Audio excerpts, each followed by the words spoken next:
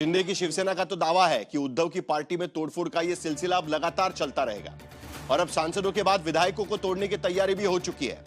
लेकिन उद्धव की पार्टी में इतनी टूट के बाद अब बीजेपी के नेता असहज होने लगे हैं। बीजेपी के नागपुर से विधायक आशीष देशमुख ने कहा है कि इतने नेताओं को तोड़ने से संतुलन ही बिगड़ जाएगा महाराष्ट्र में। क्या बोला वो जरा सुन लेते हैं। हमारे महाराष्ट्र विधानसभा में 3/4 से ज्यादा विधायक ये सत्ताधारी महायुति में है और उसके अलावा और भी कोई इंडिपेंडेंस है। इसमें और भीड़ करने की क्या जरूरत है। और इसीलिए पार्लियामेंट्री डेमोक्रेसी में हम लोकशाही में हमारा जो स्थान विरोध का रहता है वो विरोध का आवाज उठाने के लिए जनता ने अगर उनको कॉल दिया है तो उन्होंने भी विरोध में रहना चाहिए। सत्ताधारी महायुति में विधानसभा में महाराष्ट्र के 3/4 से ज्यादा बहुमत हमारे पास निश्चित तौर पर है। तो एक तरफ शिवसेना शिंदे के एक विधायक है, वो ये कह रहे हैं कि हमारी भूख पूरी नहीं हुई है, अब तो हम विधायक भी तोड़ेंगे। और दूसरी तरफ बीजेपी के नेता कह रहे हैं कि जरा लोकतंत्र का भी ख्याल करिए, क्योंकि विपक्ष अगर कमजोर होगा तो ये पार्लियामेंट्री डेमोक्रेसी कैसे चल पाएगी। देखना है कि तोड़फोड़ होती है कि नहीं होती है। तो इतनी तोड़फोड़ हो रही है कि अब सत्ताधारी दल ही असहज होने लगे हैं। हालांकि इसे बगावत कहा जाए, गद्दारी कहा जाए, मौका परस्ती कहा जाए या देश, क्षेत्र और जनता के विकास के लिए जनप्रतिनिधियों की कुर्बानी, ये एक बड़ा सवाल खड़ा हो रहा है। क्योंकि जिन 6 सांसदों ने यह पार्टी छोड़ी है उनमें एक दलील यह भी दी गई है कि विपक्ष में रहते हुए उन्हें फंड की किल्लत होती है, क्षेत्र और जनता का विकास नहीं हो पा रहा है और इसीलिए उनके पास कोई चारा नहीं है बजाय इसके कि वो पार्टी बदल दे या सत्ताधारी पार्टी में शामिल हो जाए। तो बागी नेताओं के इस दावे में कितना दम है? क्या सांसद निधि से विकास कम पड़ रहा था और क्या सचमुच विपक्ष के नेताओं के साथ फंड बंटवारे में भेदभाव होता है? देश में चल रही बगावत की लहर को लेकर और भी तमाम सवालों पर हम चर्चा करेंगे, लेकिन इसी से जुड़ी यह रिपोर्ट सबसे पहले देख लेते हैं।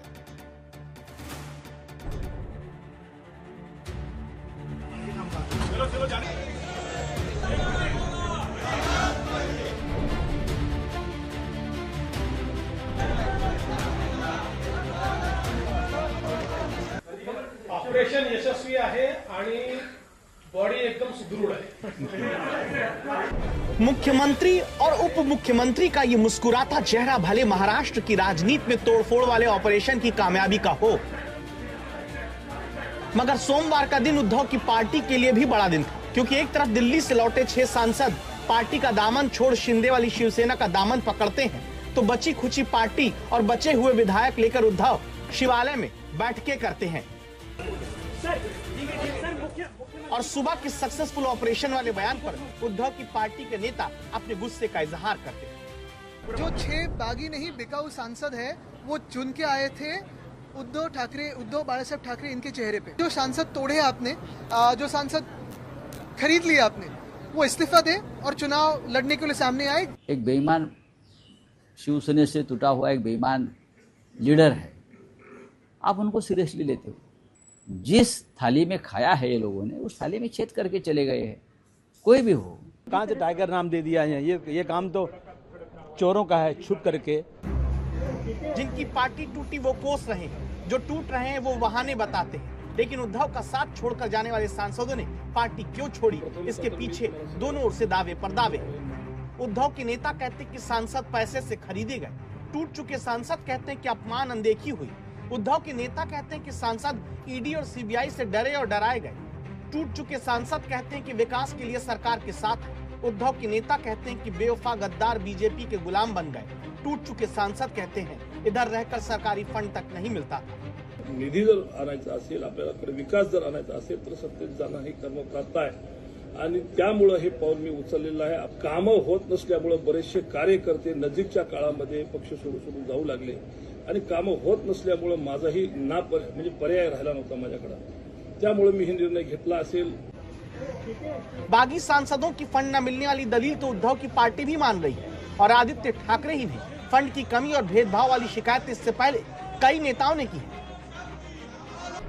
बागी सांसद संजय जाधव ने पहले कहा था कि सांसद निधि के 5 करोड़ विकास के लिए कम पड़ रहे हैं। महायुति सरकार से फंड नहीं मिल रहा था। कांग्रेस से लेकर शरद पवार तक की पार्टी शिकायत करती है कि विपक्षी दलों को फंड में भेदभाव हो रहा है। विजय वडेट्टीवार ने तो कहा है कि सत्ताधारी दल के नेताओं को जिला योजना और विकास परिषद के 200-250 करोड़ तक के फंड मिलते हैं। सुप्रिया सुले कह चुकी है कि गांव और आदिवासी विकास फंड भी सत्ताधारी दलों के प्रतिनिधियों को दिए जा रहे हैं। अंबादास दानवे कह चुके हैं कि नीतीश राणे ने खुलेआम नो फंड फॉर MBA का बयान तक दिया था। आरोप ये भी थे कि सत्ताधारी दल के नगर सेवकों को भी 2-2 करोड़ मिले, वहीं विपक्षी पार्षदों को केवल 25 लाख देकर छोड़ दिया गया।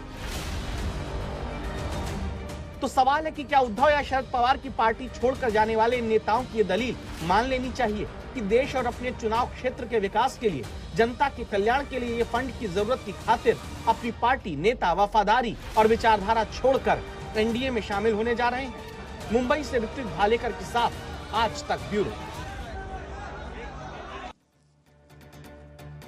जितनी दलीलें ये सांसद देने की कोशिश कर रहे हैं पार्टी छोड़ने के लिए, उतने ही सवाल भी इस पर खड़े होते जा रहे हैं। तो इस पर चर्चा करना जरूरी है कि क्या विपक्ष का सांसद या विधायक रहना आज की स्थिति में बहुत मुश्किल होता जा रहा है। क्या विकास के लिए सचमुच में इन विधायकों को या सांसदों को फंड नहीं मिल रहा है, या सिर्फ ये ढकोसले हैं क्योंकि उन्हें दल बदल करना है। इस पर चर्चा होना बहुत जरूरी है क्योंकि ये काफी गंभीर मामला है। हमारे साथ तमाम मेहमान जुड़ चुके हैं। डॉक्टर सुधांशु त्रिवेदी राज्यसभा के सांसद है, वरिष्ठ प्रवक्ता है भारतीय जनता पार्टी के। चरण सिंह सप्रा कांग्रेस पार्टी की तरफ से चर्चा में शामिल हो रहे हैं। थोड़ी देर में सुषमा अंधारे शिवसेना UBT के प्रवक्ता भी इस चर्चा में शामिल होंगी। प्रशांत पवार NCP अजित पवार के प्रवक्ता इस चर्चा में शामिल हो रहे हैं क्योंकि ये विकास की बात की शुरुआत दरअसल अजित पवार ने की थी, जब उन्होंने NCP से शरद पवार से टूटकर NCP अपने साथ ली थी और महायुति की सरकार में वो शामिल हुए थे। उनका यह कहना था कि हम तो विकास की राजनीति करना चाहते हैं, इसके लिए हम सत्ता में जा रहे हैं। हमारे साथ रजत सेठी भी थोड़ी देर में जुड़ेंगे, पॉलिटिकल एनालिस्ट है, और आशुतोष हमारे पॉलिटिकल एनालिस्ट, वो भी इस चर्चा में शामिल होंगे। 3 सवाल मैं इस पैनल के सामने रखूंगा। पहला सवाल, क्या महाराष्ट्र में सांसदों के बाद अब उद्धव के विधानमंडल दल में भी टूट होगी, क्योंकि आज 4 विधायक इस मीटिंग में पहुंचे ही नहीं जो उद्धव ठाकरे ने बुलाई थी। दूसरा सवाल, क्या विकास के लिए फंड नहीं मिलने पर का कारण देकर पार्टी छोड़ रहे सांसद विधायक, यह बात सही है क्या? और तीसरा अहम सवाल, क्या महाराष्ट्र में विपक्षी नेताओं को फंड देने में भेदभाव कर रही है सरकार? सुधांशु त्रिवेदी जी हमारे साथ में। सुधांशु जी, मुद्दे पर आएंगे सीधा हम, क्योंकि आपने कई साल विपक्ष में बिताए हुए हैं भारतीय जनता पार्टी ने। क्या सचमुच में यह कारण ठीक है कि विकास के लिए फंड नहीं मिल रहा है और इसी की वजह से हम पार्टी छोड़कर जा रहे हैं, दूसरे पार्टी में जा रहे हैं? ये टूटे हुए सांसद अभी कह रहे थे कि हमें एक सड़क बनाने का भी अधिकार नहीं है, एक दिया जलाने का भी अधिकार नहीं है अपने कॉन्स्टिट्यूंसी में, और इसीलिए हम छोड़कर जा रहे हैं। ये सही है क्या? देखिए, पहली बात, जो कुछ हो रहा है वो शिवसेना का अंदरूनी मामला है, उसका भारतीय जनता पार्टी से कोई लेना देना नहीं। दूसरा पॉइंट आपका, जो विषय वो सांसद या विधायक कह रहे हैं, तो यहां पर मैं स्पष्ट करना चाहूंगा कि किसी भी सांसद को जो अलॉटमेंट होता है वो तो भारत की संसद से होता है, वो स्पष्ट है कितना है, विधायक को भी उतना ही मिलता है। जो विकास योजनाएं होती हैं, उन योजनाओं में ऐसा तो होता नहीं है कि अगर कोई सड़क कहीं अमुक शहर से अमुक शहर जा रही है तो बीच में यदि कोई विपक्ष के विधायक का ऐसा कॉन्स्टिट्यूंसी आ गई तो सड़क का पैच खाली छोड़ दिया जाएगा, ऐसा तो होता नहीं है। इसलिए हमारी सरकार में किसी प्रकार का भेदभाव करने का कोई आरोप लगाना सर्वथा अनुचित है, बल्कि मैं इसका उलट बताना चाहूंगा साहिल जी की विपक्ष के नेताओं को जो सम्मान मोदी जी ने अपने जमाने में दिया है वो ऐतिहासिक है, किसी ने नहीं दिया है। अरे कांग्रेस के 3 नेताओं को भारत रत्न दिया है, प्रणब मुखर्जी साहब को, नरसिम्हा राव जी को और मदन मोहन मालवीय जी को, सरदार पटेल की मूर्ति में एससी जमीर साहब को पद्म अवार्ड दिया है, केरल के मुख्यमंत्री वीएस अच्युतानंदन जी को दिया। तो यह विचार तो मुझे तर्कसंगत नहीं लगता। हाँ, वास्तविकता क्या है मैं आपको बताना चाहता हूं साहिल जी। वास्तविकता यह है कि जब पार्टियां अपने मूल उद्देश्य से भटक जाती हैं, पार्टियों के पीछे 3 आधार होते हैं। एक, विचारधारा जो इमोशनली कनेक्ट रखती है कार्यकर्ताओं, दूसरा होता है नेतृत्व, और तीसरी होती है नीयत, यानी जिन नीतियों के ऊपर चल रहे हैं। जब आप तीनों में समझौता कर लेते हैं, मैं विनम्रता से कहूंगा आज शिवसेना वो शिवसेना है जिसमें हम लोग बचपन में सुनते थे कि बाला साहब ठाकरे जी का इंटरव्यू लिया जा रहा था और पत्रकार ने उनसे कहा कि आप पे आरोप है कि आप हिंदूवादी हैं। तो जानते बाला साहब ठाकरे ने क्या कहा? उन्होंने कहा यह आरोप गलत है। तो एक क्षण का पॉज आया, पत्रकार को लगा शायद बाला साहब कुछ सफाई देंगे। उन्होंने कहा यह आरोप गलत है, मैं हिंदूवादी नहीं, मैं कट्टर हिंदूवादी हूं। ये वही बाला साहब ठाकरे जी की विरासत का नेतृत्व करने की बात करें जिन्होंने कि इंटरव्यू में कहा था, जब उनसे कहा गया सुना है कि मुंबई के दंगों में आपका हाथ है, उन्होंने कहा हाथ नहीं पैर है।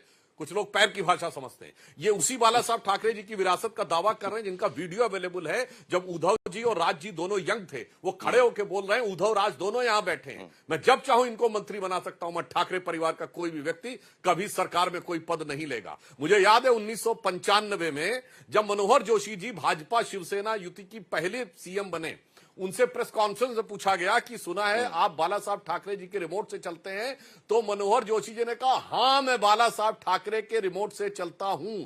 और उस जमाने में 96 के इलेक्शन में वो एक गाना था ना, अखियां चुराए कभी अखियां मिलाए, उसके ऊपर कांग्रेस ने इनके विरुद्ध एक सॉन्ग बनाया कि साहब ने किया जादू और रिमोट से होता काबू। मगर वहां से आप आते आते आज उस गठबंधन में शामिल हो जाएंगे जिसमें मुस्लिम लीग है, उस इंडिया गठबंधन में, वो मुस्लिम लीग जिसने देश का विभाजन कराया। आप सोचिए कि वो लोग जो अफजल हम शर्मिंदा आपकी बात ठीक है, अगर संजय राउत कहते हैं और जय श्री राम बोल लो, मतलब आप देखिए जमीन आसमान का अंतर हो जाता है। जो शिवसेना अपने को भारतीय जनता पार्टी से बड़ा हिंदुत्व का पैरोकार मानती थी, वो उन लोगों के साथ जाके खड़ी हो जाए जो मालेगांव में टिकट पाने के लिए बेताब रहे। तो मुझे लगता है कि इतना बड़ा परिवर्तन होने के बाद कुछ ना कुछ चर्निंग, और सही बात है क्षेत्र के लोग पूछते होंगे कि भाई आप कहां थे और कहां पहुंच गए।